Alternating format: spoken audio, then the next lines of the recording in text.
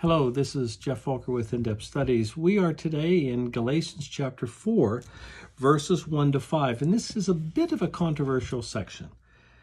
The Apostle Paul says this, what I'm saying is that, now when he says what I am saying, he's referring to right above at the end of chapter 3, where historically the time for believing comes in the New Covenant era.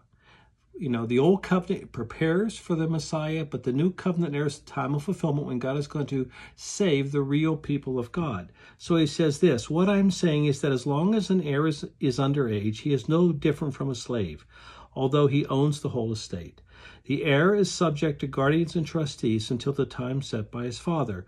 So also, when we were underage, we were in slavery under the elemental spiritual forces of the world, but when the set time had fully come, God sent his Son, born of a woman, born under the law, to redeem those under the law, that we might receive adoption to sonship.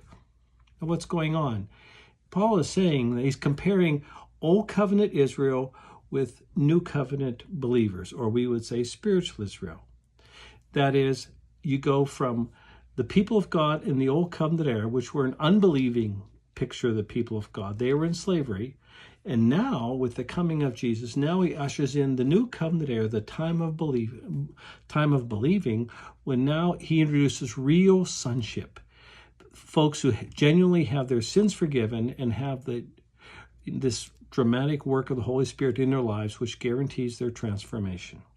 So this is using a very folksy illustration of a underage person, like in the Roman Empire, an underage person in a family versus someone who has come to full sonship.